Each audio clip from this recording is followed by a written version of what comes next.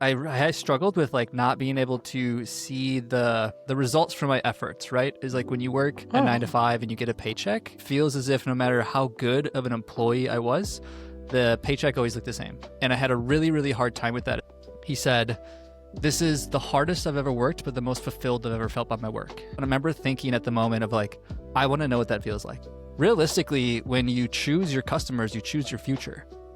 I don't think most people realize that you can pretty much make $1 million business on almost any niche. welcome to another episode of Founders Growth. My name is John Hill, aka Small Mountain. I'm the founder of Adapted Growth. And today on the show, we have Corey Hiben, and he is the founder of ChiroX, which is a marketing agency that focuses on chiropractic professionals. Welcome to the show, Corey. Can you talk a little bit about how long you've been running your business? Can you Yeah, start there? sure. So I guess technically, like getting into the business world, one could say, actually started probably roughly 4 or 5 years ago, after Okay. working as an occupational therapist. I used to work as a healthcare professional. I was very much so in the 9 to 5er, the very quote unquote like normie. Not to say that in Mm-hmm. an offensive statement, but yeah, it was a very normal 9 to 5 job as working in healthcare. But I'll be honest, it really wore on me. I struggled with like not being able to see the results from my efforts, right? Is like when you work a nine to Oh, five and you get a paycheck, it feels as if no matter how good of an employee I was, the paycheck always looked the same. And I had a really, really hard time with that, especially from somebody coming from a background in just fitness and wellness and exercise, is that when you put in the work and you see the results, that feels really good. But when I didn't have that same feedback loop in the professional setting, I hated it and it sucked. So yeah, it started roughly 5 years ago as more or less just like, I would call it more freelancing than actually like as a business interesting. owner, which I think is where most people actually technically start, despite the fact that they call themselves a business owner. Yeah. But yeah, Mm-hmm. and it's always kind of been in the marketing, website, digital space. That's always where it's been because like to be transparent, like I've always wanted to work remote before working Mm-hmm. remote became the norm. So that's kind of Same. how I took that direction. But yeah, it's been roughly 5 years now. So What a, I there's so much in there that I want to talk about, right? Because I personally think that the best thing to do is to go freelance initially, right? Like go figure out what you want to be when you grow up. Don't think that you have to have it locked and loaded before you start. Because like I had some of that energy before I started, and it was more of like if I wasn't building something that was like a software thing like Facebook, I wasn't really technically an entrepreneur, right? So like I had all this kind of weight and baggage, but I love that idea that there, in my opinion, there's not anything wrong with starting just doing client work, right? Because you're going to get really clear on the kind of work that you enjoy doing, who you like working with, and also who you don't like working with, right? So I always kind of giggle whenever I see that one person CEO, right, who's getting a little too excited about it and stuff like that. And I wish that everybody would like not need to put that kind of label on it and that kind of pressure on themselves. Like go figure it out. I think that's really cool. I'd like to talk about the transition though, because I think the first sell is getting really okay that you can ask for more and that it's okay to want more and stuff, and so being kind of that professionally driven of like, well, if I'm going to work this hard, I want more for it and stuff like that. Were you getting a lot of pushback when you were kind of talking about that with other people in your professional tier, or were you even talking about it with people? Like, was it just something you were feeling but weren't talking about? yeah, I would say I was completely misunderstood. Is nobody really understood that feedback loop that I was craving? I think Hmm. most people were very comfortable with the golden handcuffs of getting paid their steady paycheck to work a certain set amount of hours. And I don't want to make it say there's like any judgment there of like if you're happy with that, that's totally cool. There's nothing wrong with that. And Yeah. the shift really happened for me. Honestly, I'll never forget it. I met a guy. I lived in Minnesota at the time, and he had a business that was basically repairing potholes in the street, which sounds Huh. very odd. But there's lots of like potholes, generally speaking, anywhere where there's cold because the ice freezes and it breaks the road and et cetera, Yeah. et cetera. And he was probably actually in his like 40s or 50s at the time, and he had just started that business. And I remember having a conversation with him, and he said something to me that I'll never forget. He said, "This is the hardest I've ever worked, but the most fulfilled I've ever felt by my work." And I remember when I heard that it like sunk deep into my soul. And I remember thinking at the moment of like, I want to know what that feels like. Because I didn't know. I didn't know what that felt like. I felt like very blah. I felt very like I'm just doing what I needed to do to make a paycheck and to pay the bills and to pay my student loan debt, and nothing really like ever gave me any energy to like want to try to work harder, or there was no incentive to Yeah. work harder really, because like I was always capped at how much I could ever technically make within the industry. But that was the first person I met where I was like, oh, like there is a different way to do this thing where we quote unquote make money. Hmm. And that's really where it shifted for me. And I'll be honest, like there was really nobody in my life that was like entrepreneurial or business Oh, same. owner, or like I had no idea. It wasn't even a path that I was even aware of, to be honest. But Oh, um, I man, there's so much of that same mode kind of resonates for me as well. Of I didn't really have a lot of entrepreneurial kind of examples to follow, and so then I just started, without an example, and you go looking for it of like, okay, who is successful, who does things at a bigger scale and everything. You're going to be led to the same ones that are as helpful as they are limiting. At least they were for me. Um, so when you decided to like leave, what was that like? Did you have like a tier or a goal that indicated, right? Because it sounded like you started out kind of side hustling on the side and everything. Was there like a when I hit X, I'm gonna go full out on my own? With How did you get out of the 9 to 5? great question. So two things happened. One of them was I built up a nest egg, which for Mm, me was a really big psychological safety net that I needed. So I basically built yeah. up quote unquote 6 months worth of savings. Luckily at the Hmm. time I was still living with my parents, so I was able to save a lot of money and everything was just going into savings. And I basically spent quite a bit of time literally just like going to the gym, going to work, coming home and meal prepping that night, and then doing it again. And I did that for a Yeah. while until I basically built up a nest egg. So that was one piece of it, is just like having enough like mental security to feel like I could actually try to do this thing on my own and try to somehow make a buck on my own. And the other thing Hmm. that happened was I had a pretty pivotal conversation with my boss at the time. And this is going to sound silly, but it was a conversation about my black genes, essentially. So I used to work, like I said, as an occupational therapist in an outpatient setting. It's a very casual setting. So people would come in and they would need rehab or therapy. I Hmm. specialized in hand therapy at the time. And I was working there for a while. And I remember my boss sent me, I don't know if she sent me an email or she said something, but she's like, we need to have a talk, yada, yada. Like the classic, like, we need to talk, which is the worst phrase of all time. Oh Actually, I've yeah. talked about my fiance with this, is like, never say that. Like, if we need to talk, let's just talk. We don't need to like wrap it around this like stressful thing of like, we need to talk. Like, nobody Yeah. wants to hear that. That's the worst thing ever. Yeah, So I don't never do that to cliffhanger people. people, Yeah. right? Like and it's like, well, I'm setting them up. Well, there's better ways of setting people up for like the agenda and the conversation. Like you're essentially just like, and I just call it cliffhanging with people. Yeah. And I can't I can't work with people who cliffhang me, right, on projects and stuff like that. Like, No. and my wife, sometimes she'll come in and she's like, "Hey, we got to talk about something later." And I'm like, "No, I need some context now, so I can close this loop and get some focus back." Right. Sorry for cutting you off. No, because Uh, otherwise you just ruminate over it, and it drives me oh yeah. crazy because it takes up my mental space. Is like, if Hmm. I don't want to think about that right now, is like, why did you like, now this is all I'm going to think about? Great, like, Yep. and most people don't understand it, but anyways, doesn't matter. So she needed to talk, and we sat down. She had this list of items that we needed to talk about in terms of like how I was doing at work, and there was a handful of things that were all fine, but there was one item on this list in particular that she goes, so I heard from one of the front desk girls that last week you wore black jeans to work. And I was like, yeah. And like, we're pretty casual, like I said, pretty casual clinic, and it was Friday, like not a big deal. Hmm. And she's like, yeah, that's kind of just like out of the dress attire, and so like if you could just not do that, that'd be great. And I remember sitting there thinking to myself of, there are so many things that I care about in this world, and one of them is not my black jeans. I care about maybe how well is my patient getting, and what is our outcomes 100%. look like, and how much are we getting involved in the community, and what is our, there's just so many things that mattered in my life at that moment, and one of them was like not my black jean dress attire.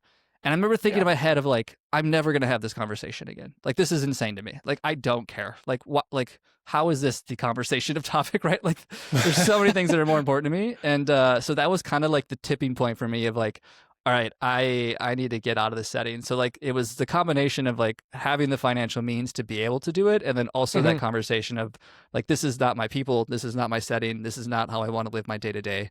And yeah, from there I there's a lot after that, but yeah, that's where it happened. That's fascinating. So were you okay, I'm curious if there's an order of operations here, right? Were you saving money for something and then it kind of hit a tipping point and kind of opened up this idea of like you could use it for a business, or was it like more like you had this conversation and you're like, nope, I am done. Let's go into like hardcore mode and save this money so we can do it. Did one feed the other, or were you just like saving because you've got great saving habits? I wish it was like a moment where I like flipped the table and stormed out of there, but that is not how it happened. It was essentially more like from there the realization and the self reflection from there of like, this isn't this these aren't my people, this isn't where I want to be. So from Mhm. there, that's where it started turning into exploring what it would look like to go out on my own. Luckily, I was already sort of doing the marketing actually for that company and actually the previous company as well. And so I had Oh. some skills built up in the marketing space, specifically in the Uh-huh. health industry. And it started as literally reaching out to people in my local area and working for free is actually really how it started. So there was this transition from there of that conversation of starting to do more or less the freelancing thing, actually getting clients, making little to no money for the record. Like Yeah. half of the work, I'd say most of the work was for free just to show that I could even add value and get connected to their network.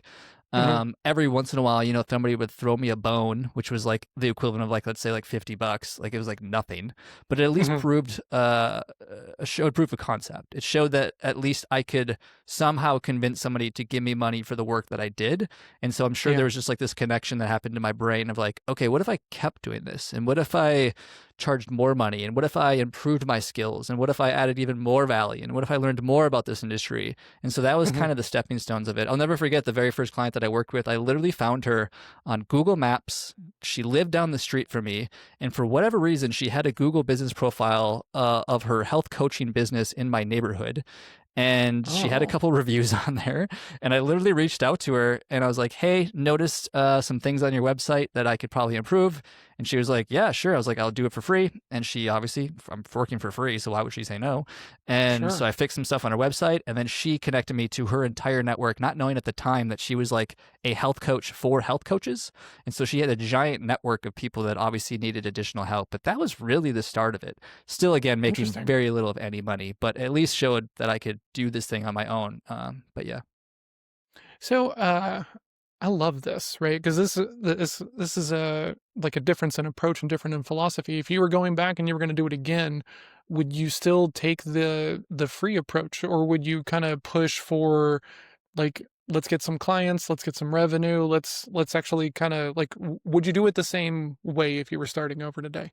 It depends on my skills and it depends on Oh, for the listener. okay. I think that's the biggest thing is like I actually probably would do it the same based on my levels of skills at that time. Is I wasn't very good, right? Like, yeah, I was better than they were, but I wasn't very Hmm. good. I don't think that my skills were up to par of to what I charge now today, where we're Hmm. like very premium priced, and we actually technically only work with high earning chiropractic business owners. But that's because our skills have improved so much. So, Huh. and it also depends is if you take the approach of the freelancer versus the business owner, because technically speaking, to your point, is like yeah, you could probably actually charge a higher price from the beginning if you believed, though, that you had somebody that could provide the value that you're promising to them. So this could come from the Hmm. form of hiring somebody to do the work. So instead of me actually doing the website design, is I could have charged a higher price and then hired Hmm. somebody that actually has the skills of website design to provide the value. But at that time, my personal actual skills in marketing weren't very good, and so probably do the Hmm. same thing. But I love the awareness that like your skills were not at the level that you wanted them to be at. Like that's a because most people are kind of running on some fake it till you make it kind of thinking sometimes, right? Uh when how do you go from the the generic health coaching, right? Finding these people to getting very focused on chiropractic. Like was it a very obvious trend? Was it a decision state that just kind of just showed up for you? How did you make the pivot? in one word, pain. So Yeah, I think this is so true, especially because I do some consulting as well for other people that want to start agencies. And Hmm. I think you, Matthew McConaughey says it best, where we're really bad at knowing what we want, but we're really good at knowing what we don't want. So essentially, what that means is Oh, that most of learning happens by doing a lot of stuff, feeling the pain of what it feels like to not want to do certain things, and then learning from hmm. that experience. And so that's a long winded way to say I worked with a lot of clients before I realized like who are the ideal ones and who are not the ideal ones. I mean, I worked from health coaches to PTs to OTs to doctors to chiros to health tech companies to even companies that were out of brand, from like data consulting to photographers to, I mean, I worked with a whole myriad of industries before I slowly whittled my way down to seeing like who are most in alignment with my values. Honestly, at the end of the day, I don't think Hmm. everybody needs to take that approach, but that's kind of the approach that I took. Is that realistically, when you choose your customers, you choose your future. And what that means is that like 100%. you're going to be working with these people on a regular day-to-day basis, and if you don't like them, it's probably not a good customer to choose.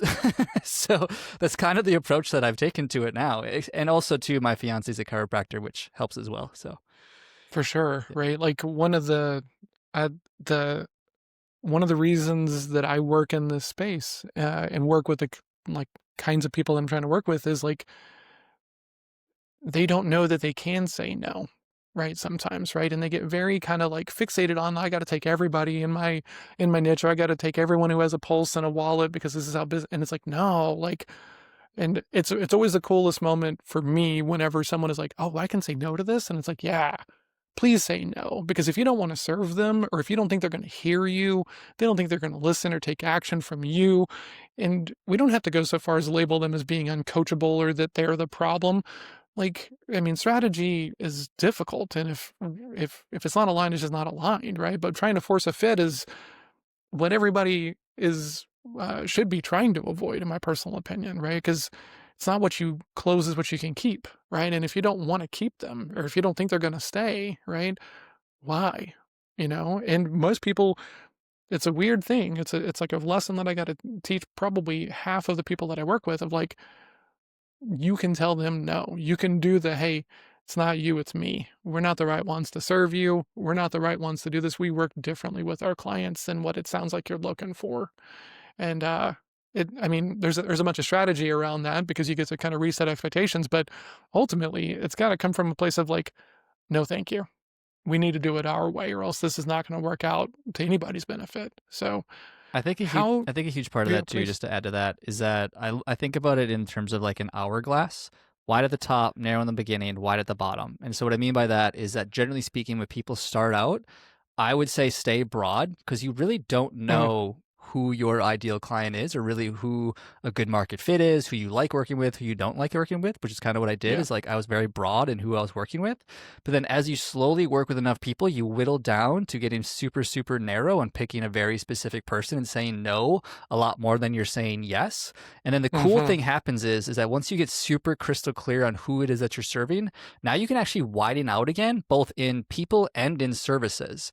And so Oh like yeah. once you're super clear on it, is like now you can go like, okay, we do Google Ads marketing. Do they also need like social media marketing? Or maybe there's like an adjacent industry of like we work with chiropractors. Actually, funny, dentists are the exact same business model. Could we also serve them? So then it Hmm. allows you to broaden out again. But you have to kind of, it's a matter of knowing like where you're at in the journey, and then understanding it's like wide, narrow, wide, depending upon Yeah. where you're at. But I love the hourglass thing. I talk about it with people, and my metaphor is not nearly as good as yours, but I talk about being Gandalf, and like you're on the bridge and you're protecting the hobbits, right? The hobbits are your delivery team, and if you bring in all these golems and monsters and everything else like this, like they're going to leave, and like and this is for any team that you have. So none shall pass, right? Like you must be this tall to ride the ride, or else you got to find a way to break their heart nicely. I mean, don't just like, take a crap all over them or anything, but try to find a way to like save the time.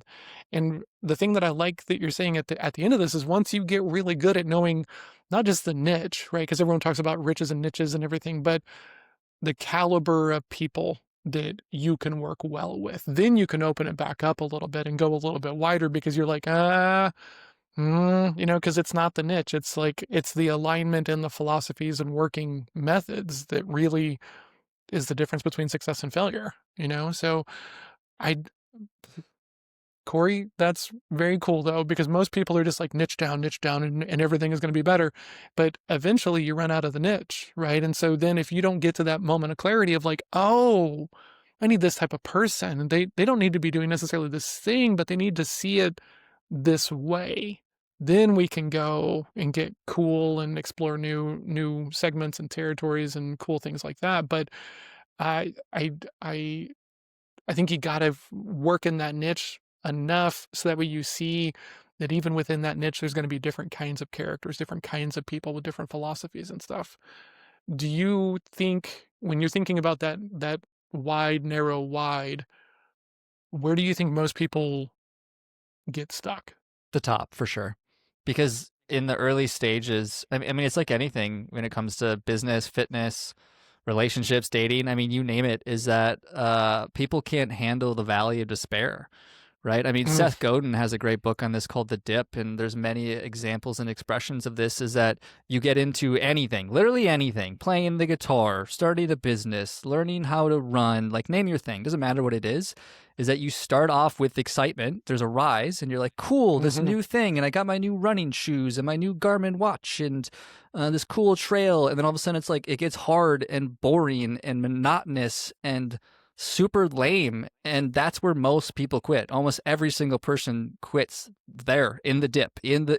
in the point where you're actually going to start making progress towards the thing that you want. And so this is just another example of that, is the early stages of business when you have no idea what your product or your services or your ideal client, what the market wants, what you want, what is even valuable, what are people willing to pay money for. You have no idea any of these things until you start talking to people and engaging and having conversations and trying to add value, which you very likely will not. Most people quit. That's where most people quit. Like that's it's just straight Mhm. up. It's just how it works. I love that, right? Like everyone preaches about bring value, and I remember being very confused about that whenever I first started, and then finding your own way of value, and then you get too excited about it, and then it's such a journey, right, to figure that out. I'm changing gears just a little bit because we talked a little bit about fitness before hitting record, right? And you've talked a little bit about it here. Uh, and when we got connected, it was, fitness was something that was discussed. Is there anything from your fitness background, any parts of the mindset around fitness that has carried over, translated in a beneficial way on your path as a founder? God, man, yeah, that's such a deep question for me. I mean, it's so hardwired into my DNA. I mean, I'll give you the short story of it. It really saved my life. Is so when I was roughly 16, 17 years old, dating a girl at the time, and we broke up. I'm young and hormonal and have no idea what up from down is, and Hmm. it crushed me to the deepest and darkest depression I'd ever been in my entire life. And I remember just being in my parents' basement at the time, because obviously I was still in high school, and just like sobbing horrendously and having no direction in life and legitimately suicidal. Like really Oh, was legitimately just didn't want to be around anymore. My mom, I remember, saw it at the time, and she started inviting me to go to the local YMCA where her gym was.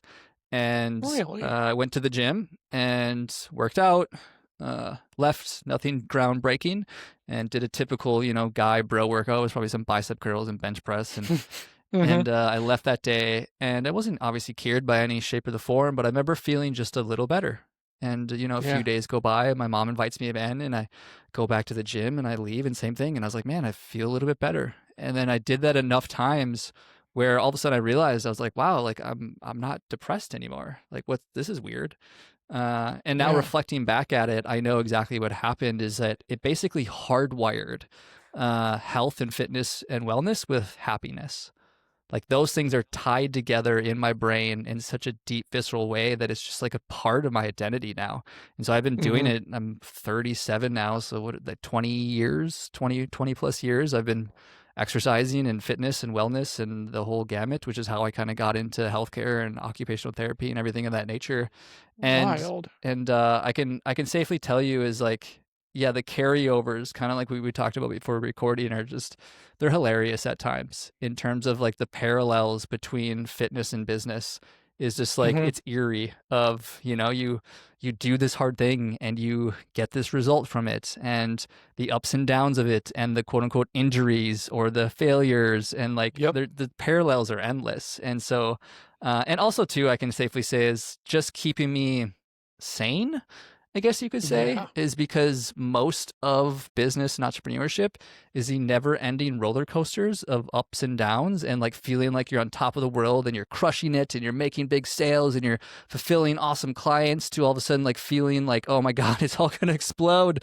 What is 100%. happening? And it's like, how do you manage that? And I think the fitness stuff has been a huge part of that for me. So, I mean, kudos to your mom for being the kind of person who didn't just tell you to like, cheer up or buck up or stiffen up that upper lip, right? And actually giving you something that was like so helpful, right? In the grand scheme of things, right?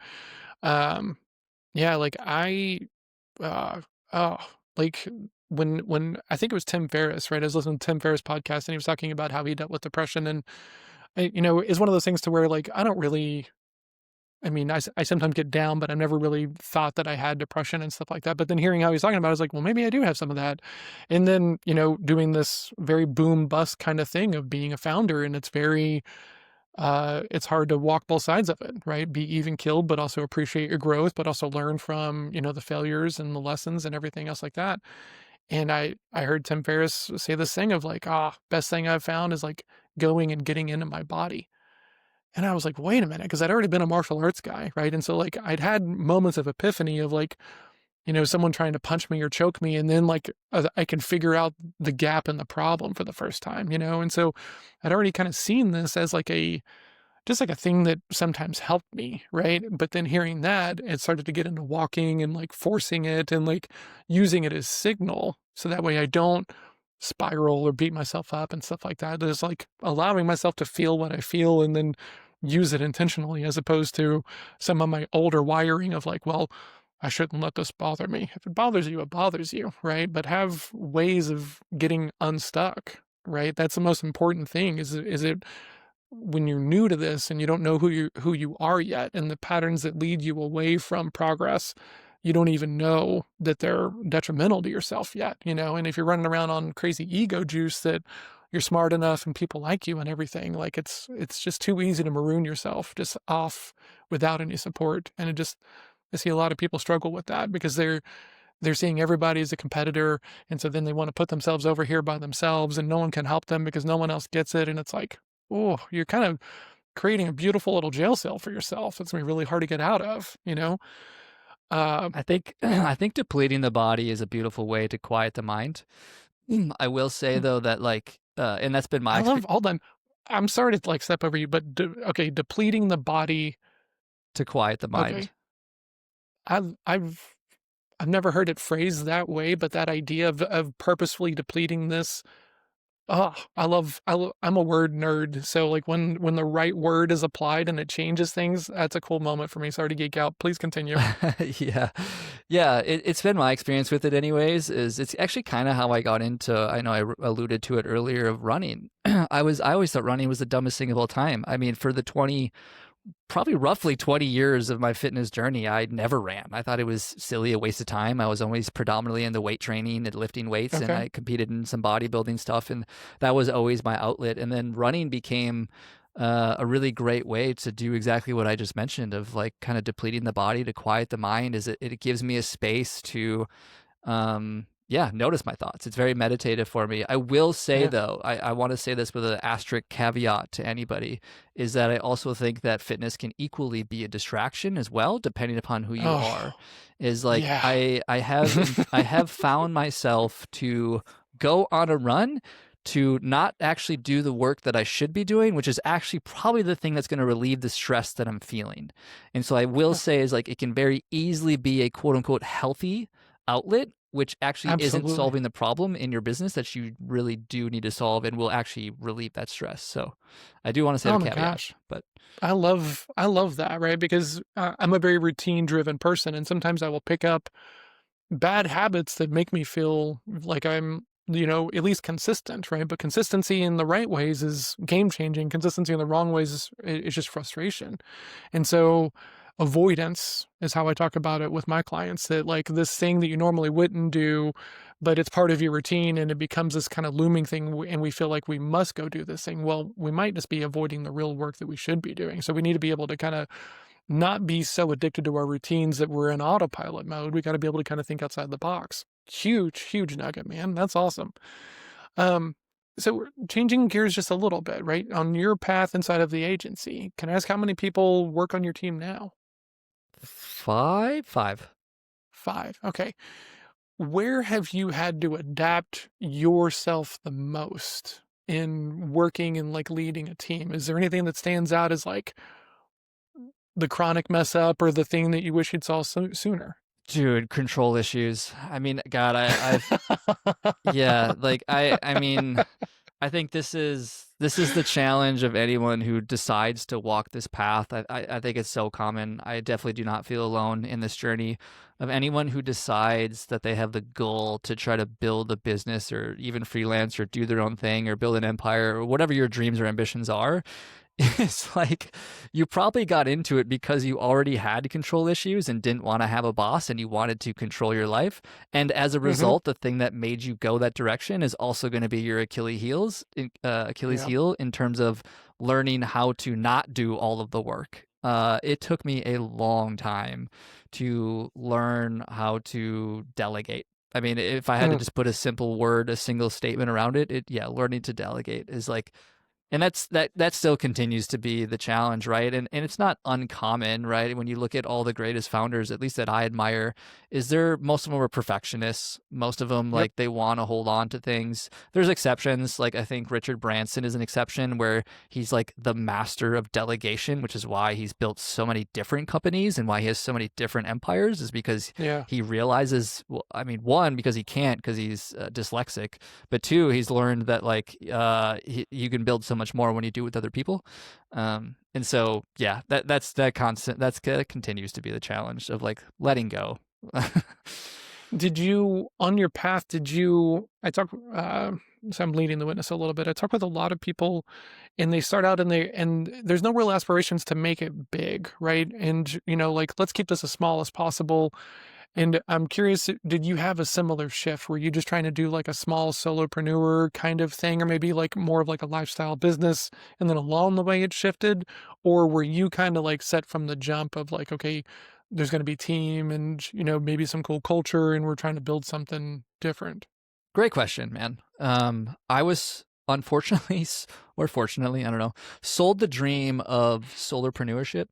I don't know if you Mm, got hooked into that clickbait dream, but I was very drawn to that as an introvert of this idea that I could build a successful business, whatever that means, whether that's 6 figures or 7 figures, without any other employees. And I'm not saying yeah. that doesn't exist.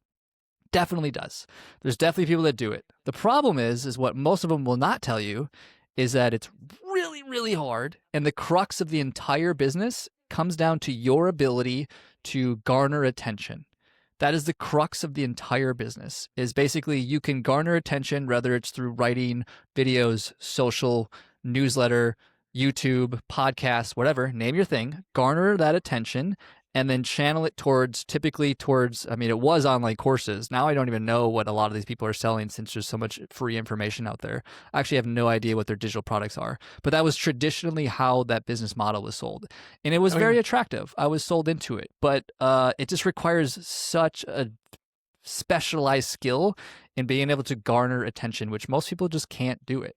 And so since like learning that that is really, really hard and that takes a really, really long time, that's the other thing that people don't realize is like the ability to garner all that attention can oftentimes take 4 or 5, maybe 6 years just to Yep. like get the audience that you need to make this a sustainable business. I realized that wasn't really the path for me. And I realized that I needed help. Which was another huge like groundbreaking moment for me of even the idea Yeah. of needing help felt very um I don't know, vulnerable, I guess you could say. Um, Yeah. and so, It's like a crack in the in the glass. Like, am I allowed to do this if I don't know right, everything? Right. And it's like bad weight to carry, you totally. know? for sure. Yeah. But all that to say is like, yeah, I had to learn how to ask for help. I had to learn how to get things off my plate. I had to learn how to realize I can't do everything. And Hmm. so now at this point, now the dream has evolved. It's a change from a solo business to basically a small team.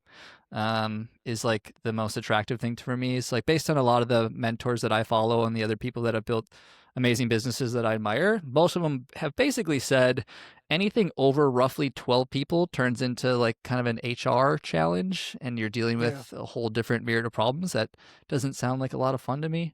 And plus, you can very successfully build a 7, sometimes 8-figure business with less than 12 people, and that sounds attractive to me. So, Interesting. I like the thinking there a lot. When you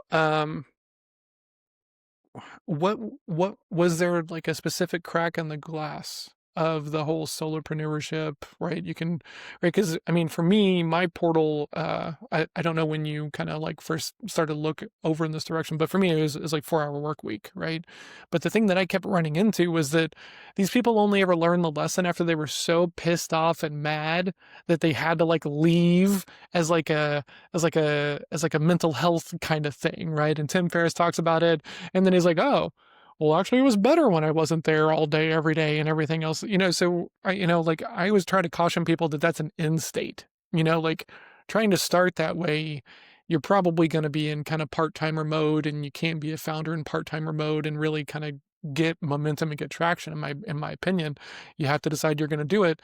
But I think it's always okay to be working to clean it up, right? Make it tighter, make it better, and stuff. But I think the whole concept of like, well, this can just be a hobby that is going to be fine for you is a very comfortable poison to drink. Is kind of how I think about it. yeah, I think the crack in the glass for me was there was a business at the time called I think they're still around, but it's called Design Joy. Have you ever heard of them before? But I've not. so it was a solopreneur type business, and it was pretty adjacent to what I was doing at the time of predominantly focusing on websites. And the whole Mm, concept of the business was basically subscription based, where somebody could pay a monthly fee and you get unlimited designs essentially. And he would okay. do website designs and logo designs and all those other things. However, and he was making, I'm pretty positive, 7 figures based on how many subscriptions he had. It was a very premium price subscription. But what most people wouldn't, or what he wouldn't tell you, or most people wouldn't tell you about his business model, was that essentially he was working like 16-hour days, like every single day. Yeah. Yeah, he was making a ton of money, but if he wasn't the one designing for these people, he wasn't making money. And so when I saw that, I was like, I don't want to do that. like, like I like design. I like building websites. It's definitely one of the services that we offer, but the idea of scaling it to the point where like you are the bottleneck and you are the person responsible for making the paychecks every single day, Yeah. that's stressful, man. Like, and that's where I realized, like, okay, there's got to be a better way. And that's where I started tapping into like bringing on a team and realizing that like I don't have to be the one doing everything within the business, even though this like sexy solopreneurship thing sounded really sexy. Because like honestly, most of the solopreneurship stuff comes from really content creators at the end of the day. So people who are content creators is Hmm. typically where you see it. And what they don't tell you is that they're shackled to the content creation, is that if Yep. they stop creating content, then their business revenue goes down. And so it's like that's just like that's a lot of pressure. Like and it It's can a lot of become pressure. exhausting, and that wasn't what I Yeah. wanted. Oh man. I hope that people who are listening to this like kind of take that note, right? Because it's super easy to be reading even the people that are continuing to push this narrative and being like, well, it's going to be different for me. It's going to be different for me. And then, we were kind of talking about goals and things like this, like imagine carrying that weight and thinking that you're the problem when this is just way more multifaceted than you got sold on whenever you were thinking that this is going to be easy, right? Um, Fascinating. Okay. So, changing topics just a little bit because I want to respect your time. I've got some rapid fire questions for you here, Corey. When you're thinking about a brand new founder, right? Since you work in the world of marketing and advertising and search specifically, when someone is starting out, what would be your day one advice when it comes to like your lane of greatness, right? How could you set a brand new founder up for success to kind of get some motion or at least be working in the right direction when they're brand new? I would say it's okay to change your mind. I think that's where most of the people that I talk to get stuck, is that they think that once they make a decision on something that like that's what they have to do. And so Mm. they feel as if it's going to pigeonhole them, or as if like, what if this doesn't work out, or what if this doesn't fail? And like, I want to make sure I pick the right one. There's about a 99.9% chance that you're going to pick wrong. Yeah. And that it's okay to change your mind, and that there's almost 100% chance that you're going to pivot. And so I would say is it's okay to change your mind, and like don't get so stuck on the first decision, because there's no way you have all the data that you need to make the right decision. Oh, man, I love that. So, can you give an example of something in like the marketing in your lane that someone would need to change their opinion on that maybe people struggle with? Yeah, yeah. So this really comes down to the niching thing. Is like I think the easy example for Mm, people to wrap their head around. So here's a yeah. one I just had a conversation with. So there's another. He's a physical therapist, not an occupational therapist, and he saw what I did with my agency, and so he kind of wanted to walk the same path. He was working in healthcare and realized he wanted to start his digital business and work from home, as so many of us want to do. And Hmm. he was initially working with, I think it was other PTs, and then as he walked that path, he actually realized he didn't like it as much as he thought he did, and he completely pivoted to actually working with regenerative farms, of all things. Is like now he's kind of niched down towards working with farmers, which I found. I don't know how lucrative it is. I don't know like what that business model looks like. I don't know if farmers pay good money. I have no idea. But he's completely pivoted into working with farmers, and yeah, there's a perfect example of like you can always Well, change your mind. and we were kind of talking about this, like not directly, but at the beginning of this thing, you're like, this is not a thing I want to care about. I want to care about this thing, right? And one of my favorite people, Dan, has this line that like folksy wisdom ends up making sense to us, right? And so I used to hate the line of, if you do something you love, you never work a day in your life. Like I hated that line. I thought it was something that like bubbly people just said to themselves whenever they were like trying to sell themselves on the fact that they like to work and everything. But I know a lot of people, and they'll especially in the advertising niche, because that's where I spent a bunch of time myself before this business, and they would go pick a niche just based upon, well, dentists sure do seem to charge a lot, so let's just go focus on dentists. And like, man, if you don't like dentists, that's going to be a nightmare, like the money is never enough, kind of a situation. And alignment with like the people, God, carries us so much further than, well, it better be an 8-figure company because I hate these scumbags. You've missed some very important, forks on the path if that's what you're trying to sell to yourself on when it's your business, right? Like, why would you make something you hate when it's yours and you have all the decision making, capability on the planet? It just doesn't make any sense to me. But when you're new and you're more scared to fail than you are scared to try, right? Well, they seem to charge a lot of money, and attorneys can probably pay a lot for marketing. So let's just go focus over here, and not, do we think we can serve these people? Are we going to be excited to help these people? Like, are they going to listen to us? And they just like, it's so easy to make it harder than it has to be just from the jump, because we're doing the math badly, is how I talk about it with people. I don't think most people realize that you can pretty much make $1 million business on almost any niche. Also, is like here's an example that most people don't think about. Is I remember hearing about.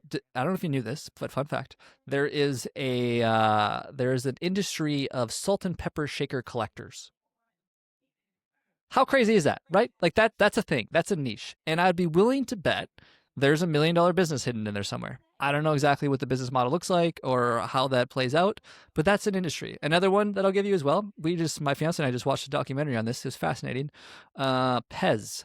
So Pez dispensers, Yep. super lucrative industry actually, especially back in its heyday of like when everyone were trying to get them out of Russia, I believe is where they came Hmm. from.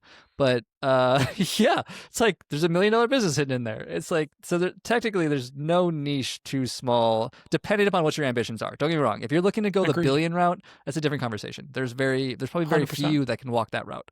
But if you're just trying to make 7 figures, which most people would be very happy with 7 figures, Yep. there's really no niche too small in my opinion. So I, dude, I'm so glad that you said that, right? Because, I mean, first of all, my wife, who's going to edit this, is a salt and pepper shaker collector, right? And they always have to be super kitschy and animal. And if they nestle to, oh, it's game over, right? So she goes thrifting for them. Like, people are now buying them for us, and we're running out of space, right? So that is just hilarious. But honestly, I take the same opinion, right? There's a niche for literally everything. There's an audience for everything, you know, and I didn't always believe that. Like I had to spend a bunch of time like in like marketing groups and, you know, with people like Noah Kagan and, you know, and that's for that stuff to sink in. But now it's like, don't go try to fight in a space you're not excited to like take up, right? And if you do get there, take up the space meaningfully. Like have some opinions, have some things that matter, right, to you and stuff like that. Because that's what people want, right? If you're working in this kind of space where your knowledge and ability is like helping them grow or helping them improve, we need deeper alignment than if you're just selling a product to somebody, you know. Um, Fast forwarding a little bit, when you think about all the business advice, all the tweets, all the posts, you know, SEO is dead and AI is this thing and everything. What is the thing that you see touted the most that that you disagree with the most? Like, what's your least favorite popular business advice that's a tweet? Yeah, you kind of alluded to it. And I've been noticing it even more after our previous conversation of, especially on YouTube, if you start paying attention to thumbnails, it feels like everything's dead. Like, like literally insert any topic, whether it's Hmm. social media or SEO or ads or driving cars or I don't know, name your thing. It's like this thing is dead. It's like, Hmm. nah, it's not. Like, are things changing? Are things evolving? Is there always nuance? Are people going to have to pivot and adapt? Or new skills going to have to be learned? Yes, yes, yes, yes, yes. But none of them are dead. Stop saying everything's dead. Like that's beginning to drive me nuts. And the more I talk about it and the more I think about it, the more I'm noticing it on Oh thumbnails yeah. and posts. It's like, I get why people do it, because like when you put a stake in the sand and you plant your flag and you say this thing, it's like it gets people's attention and they watch and it's clickbait, and it's like I get why people do it. I'm a marketer. I fully understand it. But it Yeah. also annoys the hell out of me. So Same. Like I'll be on LinkedIn. LinkedIn is where I try to spend most of my social time, and it'll be cold calling is dead, and then it'll be inbound marketing is dead, and like you can almost just like set your clock by it, right? And what I always think is funny is like I'll go look at that person, right, who's making this very polarizing post, and it's always like level one, right? Like let's call out the frustration and make someone else the bad guy, right? Which is like just like kind of standard rhetoric and persuasion plays and stuff like this. But like when you know too much, right, and you just see it everywhere, right? Oh god, it makes you the worst person to hang out with people that like haven't seen that stuff for themselves yet. Like I tell everybody, don't you don't want my opinion on your marketing or any marketing you love because it's probably going to be very different than yours because I spend all the time looking at this stuff, you know. Um, Gosh, I've yeah, that's I love that. When you think about now, right? Because you've been in the space for a while now, you've made some progress, you've built a team, you've gotten out of some of the traps and the thinking that wasn't serving you and wasn't working you towards your goals. What would be your piece of advice for someone who's starting today with the environment we're in now, but with your knowledge and experience and some of the things not going according to plan? What would you advise someone who's taking action first day to day? God, I'd be using AI so much. Like the amount of time that is involved in my business now is unbelievable. And I Really? yeah, and I don't even mean from the standpoint of how most people use it. Is like most people Hmm. use it version 1.0, which is like writing emails or writing copywriting or sending a bunch of cold DM messages, or that's how I would say 1.1 version of like most people are using it. But the way Hmm. that I would be using it, and I am using it, and I would suggest anybody getting into any industry uses it, is the world's greatest consultant, is how I use it all the time. And I'll give you a very precise example of how I use it on a regular basis. So have been doing weekly, monthly, quarterly, and yearly reviews for long time, a number of years. I don't know how many years now. And ever since kind of AI and Gemini and ChatGPT and all the platforms, I have started uploading the document that I use for these regular reviews into a specific chat. And I'm having it give me feedback into noticing trends and noticing like what I should or should not be working on, essentially. And it has been a Epic. game changer for me. And so like it has helped me. It has short tracked so much wasted time and energy and so many pitfalls that I not should not have been doing. Even now today, like even I'm by no means where I want to be in my business, and there's still plenty of lessons to learn. And so Mhm. having this as a regular consultant to give me feedback, like just this past week, I was like telling it is like these are the 3 goals that I wanted to accomplish this week. These are the things that we're moving towards. These are some of the tasks I'm going to work on. And it was basically like, yo, based on like what your actual projections are and what you actually want to do, 1 or 2 of these are actually probably just a distraction and complete waste of time. You should actually probably be doing this thing. And it was like, it was right. It was spot on. It was basically like pointing out my blind spots and being like, oh, Yeah. actually, those tasks are actually kind of a waste of time. They're not the actual bottleneck of the business at this moment. I should be focusing all my resources on this one specifically. Anything else is a distraction. And I was like, that's amazing. Like, I would not have got that before. I would have had to have walked that path, made the mistakes, realized I got no return on it, and then pivoted. Now I can short track a lot of that. But I'd say that's the number one thing I would say to anybody getting into the space. But I love that, but kind of diving into that a little bit, right?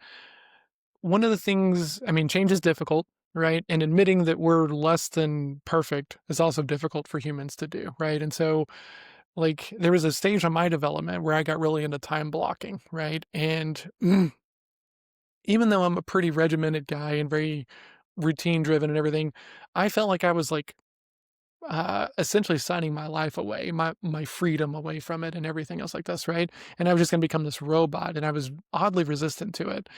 And now I'm like, since I don't have to hold space for that, I can hold space for other things, and I'm better. But there's this kind of like getting really, I guess, comfortable with how bad of like knowledge keepers we are, and time guessers and stuff like that. How would you recommend someone if they're new to AI, right? And maybe they don't have all the levels of awareness that you seem like a very aware guy that you do. How would you advise a brand new founder to kind of not do the thing where they think that they're perfect and everyone else is the problem, and using their AIs for that kind of level of good?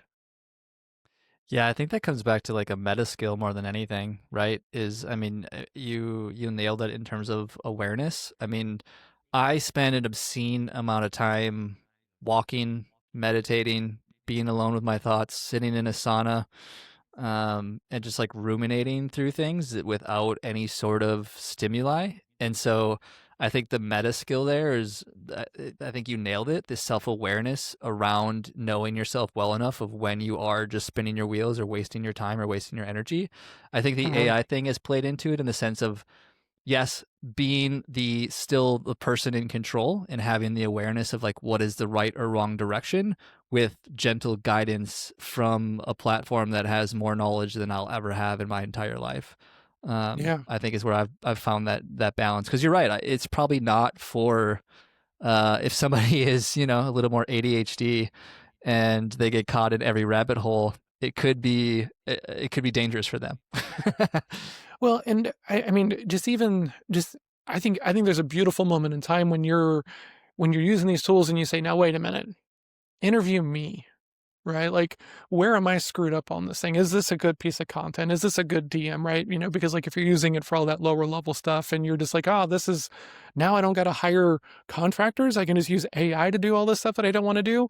You're probably still not thinking of like, okay, please interview me so we can do these things. And that's a really, I think, cool season of your own development and path of just realizing like while you have ideas, everything you don't know, you're just going to make worse through these tools, because it just amplifies everything.